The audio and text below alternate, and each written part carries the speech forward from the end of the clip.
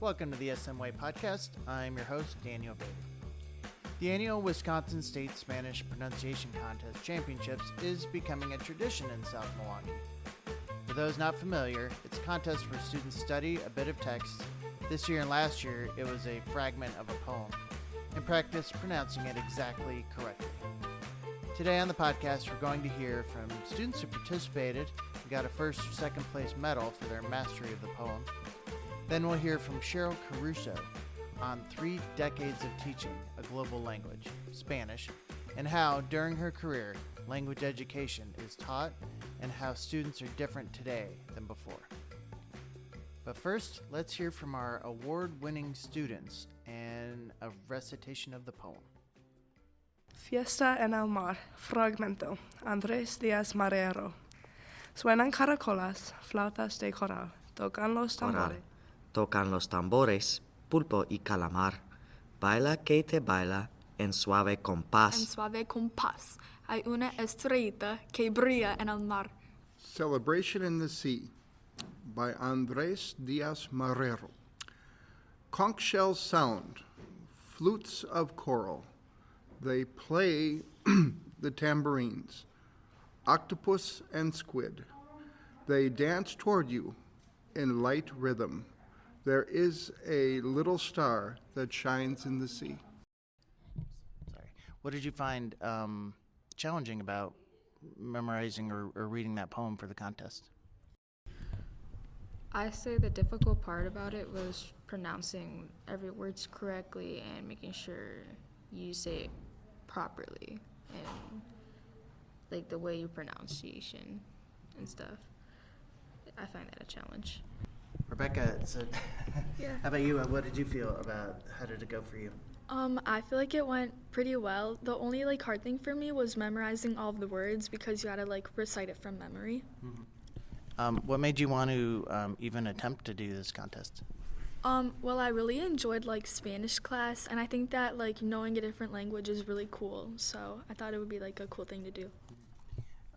When you actually had to get down into it, what was was it as challenging as you expected? I would say yes, just because you really had to pronunciate everything correct and just learn a different language and part of it. Okay. Sorry, I'm Kate. Go ahead, Kate. Kate, tell me about the format. How did you actually participate in the contest? So we would basically learn about the poem, the English meaning behind it, and then reading it in Spanish, and we would then record it and submit it to the organization, I guess, for what it was of us reading. So we would just read the poem in front of a Chromebook screen and submit it. Did you get to do it more than once? Could you, if you made a mistake, could you do it again? Yes, definitely, because I kind of messed up a few times. I think we all messed up a few times, and we basically all just did it a few times, made it so that it would be perfect, basically. Eric, hi. So tell me, how many times did you record yourself doing it? I mean, if I remember correctly, at least a couple, You gotta try to get it as best as you can. If you didn't get the first time, might as well go a couple more times, just see if you can do the best. What was the challenge for you in doing this poem? I mean, remembering what sounds certain letters make, because it's definitely a lot harder than English in my opinion, because you grow up around that stuff, but this definitely is something new. So I imagine when you guys were doing this that it got stuck in your head. Did you find yourself sitting brushing your teeth thinking through the poem, or you're nodding yes, it gets stuck in your head? I did. I found myself sitting in my room just saying it sometimes because I would just be thinking. So when did you actually record the thing? When was it? Do you remember? First week of March. Yeah, first week of March. Do you remember any of it? I remember the poem. Yeah, you remember it? I remember the poem because we repeated it so much, and every once in a while I'll just start randomly saying it. I'll just be hanging out with my soccer teammates or something, and I'll just randomly say the poem, and then they'll just start laughing at me or something like that. And my teammates who are Spanish, fluent in Spanish, would start saying, "Hey, good job, you know Spanish." So I think we should turn to Mr. Linden now and put him under the spotlight. I think I'm Thank gonna you for switch having me. chairs. You're welcome. Thanks for being here. It's a pleasure to be here.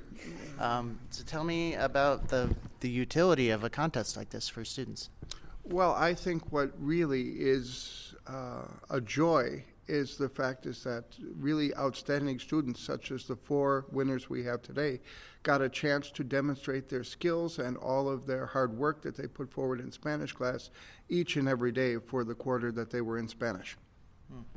And I guess does having to study a bit of text like this and commit it to memory change how a student might learn Spanish? Well, I think it gives them a great deal of confidence, especially that when they bring home awards and are rewarded for the hard work that they put in. I think it encourages them to continue their Spanish studies, and it gives them the confidence that they can go out, branch out and do other things as well across other subjects. So this is the 3rd year that you've done it. What have you learned going into your 3rd year and coaching students? I think South Milwaukee students in general, in the 3 years that I've had them, put forward a great deal of effort. They dedicate themselves fully to doing the very best that they can, and that's really what it's all about. We are all very proud of the effort that our students put forward for 3 years, and this is just another example of hard work paying off. Joining us from her classroom at South Milwaukee High School is Cheryl Caruso. As most students here know her as Senora Caruso. Welcome to the SMY podcast. Thank you so much. So this is your last year in South Milwaukee. Tell me, how long have you taught? How long have you taught here, and how long have you taught in general? And what got you into teaching and then teaching Spanish language? Well, yes, this is my 15th year here at South Milwaukee. Prior to that, I taught for 16 years in the Madison area in a high school called Monona Grove High School, which is right next to Madison. And I did take a 3-year break from teaching to pursue other things, and then realized that I really wanted to be back in the classroom. And so I was lucky enough to come here to South Milwaukee. So what got you into teaching in the first place? And clearly you have a passion for it. What sparked that passion? I initially thought when I was going through my undergrad at UW-Madison that I would not be a teacher, a Spanish teacher, or any teacher. And as I went through my Latin American Studies degree for my BA, I was still pretty convinced that that wasn't going to be my path. And then eventually I did go on to do a master's in Portuguese, and then I came to realize that education really was interesting to me, and so I pursued my PhD in curriculum and instruction at Madison as well. Along the way, having had a little bit of experience teaching at the university level, I realized that after attending a day with a colleague from grad school who was teaching high school Spanish, that I had kind of a soft spot in my heart for the high school level. And so, as a result, I found myself teaching high school Spanish.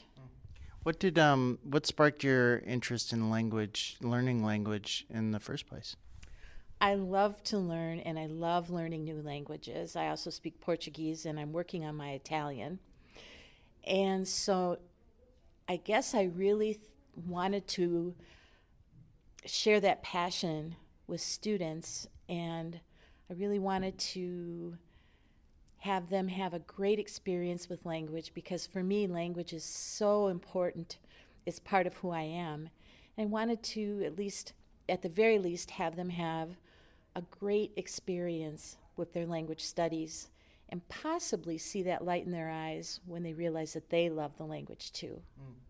Was there any one memory or one moment when you kind of decided that language was going to be your forte, and that it's something you want to spend your life learning about? I would say that I would give credit to my high school Spanish teacher for that. She inspired a lot of curiosity about the language and learning the language. And when she decided to take a busload full of Oregon High School, Oregon, Wisconsin, Spanish students to Mexico on a bus. The very first moment that we got to Mexico and I just saw this landscape very different from Wisconsin, and I heard these beautiful words coming out of people's mouths, that was the moment. That's when I knew that this was going to be a part of my life forever. Do you remember her name? Sharon Chamberlain. Did you stay in touch with her after high school? As a matter of fact, I did stay in touch. She went on to do other things in the business world after her career ended. I don't know, when she stopped teaching, but I know she was at it for a good long time. So, she was very, very happy to find out that I had followed in her footsteps. You at this point in your career, you have seen generations of students come through, many of whom may even have students now, in your classroom. Think back to, it can even be when you started in South Milwaukee, but when you started your career, what were students like, and what were they, what was studying Spanish a cerebral enterprise, and has it become more of a practical tool, or kind of, what are your thoughts on that in general? How have students come to take an interest in the language? Right. I would say that it has a lot to do with our global society. I mean, back when I first started teaching, which was a long time ago, I think that we did not have the connections, both informal and formal, to the rest of the world. And so how we studied the language was based much more on kind of, book study, memorizing dialogues and things of that nature, always moving towards the hands-on, give the building blocks to create your own words and utterances in the language, and applying that to real-world situations. And I think that's really what we strive to do these days in foreign language education. I don't want to miss out. You said your seminal moment was that trip, right? Yes. And we give that experience here. You don't personally, I don't think, right, do that. But so I guess my question is, as a language department, what big experiences do we give our students, even if it's not particularly in your classroom? Right. So there are field trips, just an example of things that we do and have done in the past, to bilingual schools in the Milwaukee area. And particularly, I believe it's Escuela View is the name of the school. And students will go and have an experience in a bilingual classroom with elementary students and interact with them, maybe bring some activities for them to do. That's one. The travel is the thing the travel abroad is a huge part of those experiences, because this is the part that's a little hard to explain to a student unless they've actually had the experience. And I will say that the Costa Rica trip that occurred over spring break, when I talked to the students that came back, it was a life-changing experience for them, and they will tell you that, and it just shows that was the case. So those would just be two examples. Great, thank you. And how about the students? How have they changed, or are students the same now as when you started? I would say that I notice now that students have a lot more needs in the social emotional realm. That has become evident to me as I have progressed in my career, and I feel like it's up to me as the person in the room with them to really be sensitive to that and really assist in my role as much as possible to help them negotiate this time in their life. A couple years ago now, I spoke to a grad whose mother is Colombian. She grew up speaking Spanish, but she told me that she took Spanish to have a formal education in it, to learn grammar. Are you finding that more and more now? I would say that many students that I come across, I teach the Spanish 1 and Spanish 2, so I have a lot of freshmen and sophomores, and I have students who have some experience with Spanish outside of the classroom, be it family or in other contexts. And so I do find that they have come here to kind of get that nice foundation in their language so that they might be able to express themselves a little bit more in the language. For years, I was the editor of a bilingual newspaper in Manhattan. It was in a Dominican neighborhood. I had passable Spanish out of college, but I could not write, obviously, in Spanish, not to a journalistic level. And it not only did it go through a translator, it was then looked at again by a scholar to then edit it again to make sure the grammar and punctuation was right. So I get that idea that some of the formality of it, something that native English speakers get from day one in kindergarten, that you're trying to pack into a high school career. How much do you get to go into that? I would say that one of the most important things for language learning is to hear as much as possible in the target language, otherwise known as comprehensible input, right? And so the more we can bring to our students as world language teachers in terms of hearing everything from the daily routine, please get out your Chromebooks, please get out your textbook, open to this page. It's just the very basics, obviously, in the target language, and everything all the way to, maybe discussing a story in very rudimentary terms at that level, the lower levels, but always trying to have the language learners become more autonomous and claim the language for their own. Yeah, I mean, so we heard from students at the beginning of the podcast, really focusing on their articulation and pronunciation, and succeeded because they were contest winners. I'm wondering, in your experience, if someone took full advantage of the Spanish language program here all the way through graduation, do you think they could come out and speak Spanish to a native speaker out on the street? I think they would have, I think it really depends on the person, the student, but if they did take, as you say, the full advantage, I think they would come out with some really amazing language skills. Yeah. And I guess, is it a foundation then to maybe pursue it further in college? Is that the intention? Oh, absolutely. I mean, I think one of the things we want to instill in our language students is that desire to continue perfecting the language, deepening your understanding of it, and thus your ability to produce it in authentic situations. You'd mentioned Chromebooks, and it just occurred to me that maybe technology has come into play when it comes to language learning. How has it? Oh, absolutely. I can remember in my early days standing up in front of the class with a set of paper flashcards with the Spanish on one side and the English on the other, right? And just going through the flashcards with the whole class, right? And then having them hopefully make their own flashcard sets and do it on their own to prepare for what we would do in class. And now, of course, there are so many different digital platforms that Quizlet, for example, where you're basically doing the same thing except it's digital. And I think that it's so helpful to students because it's sort of their language, if you will.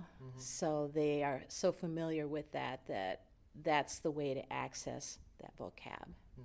Does technology ever get in the way? I imagine a Google Translate or taking a course in Duolingo might not exactly follow the path that you were laying out for students. Oh, absolutely. Google Translate is the nemesis because we obviously want to know what students can do, not what Google Translate can do, right?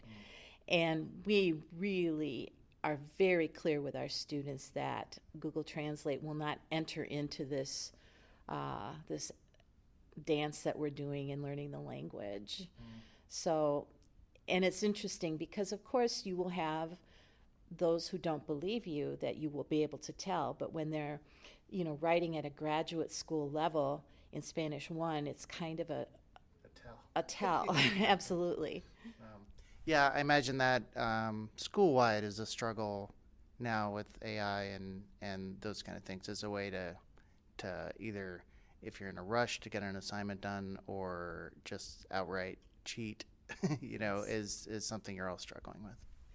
Yes, I would agree with that, and that's actually another skill we want to teach students is time and place for things and the value of, I guess I want to say, it's helping them get confident in their own abilities to express themselves and that their ideas are really good and they need to express them. And then if we could talk, I know that you teach more than just comprehension and language. A lot of this is about culture. Talk about the student experience and how that comes into play and the value of that in a rounded high school education. Let's see. That's a big question. That's a big question. I'm just thinking about, understanding otherness, right? Or understanding a culture that is maybe not your own, or maybe your peer but not yours, and that this kind of might lead to some understanding. And I'd love to hear your thoughts on that. I've had a poster. It's down now because I'm retiring, but it's the one thing that I always believed in from the start, and I had it in my old classroom in a different school, but it had a lovely picture on it of some penguins, actually, and it said, understand the similarities and celebrate the differences. And I think that's what I have always tried to do in my role as a teacher of languages, is say there's so many things that we share that are the same for people around the world, but how you accomplish those things may be different. You may eat your main meal at noon rather than for supper, and you're still eating, but it's just how it occurs, and to really appreciate the fact that there's more than one way to do things in the world. So you are retiring. What are you going to miss about Spanish language education?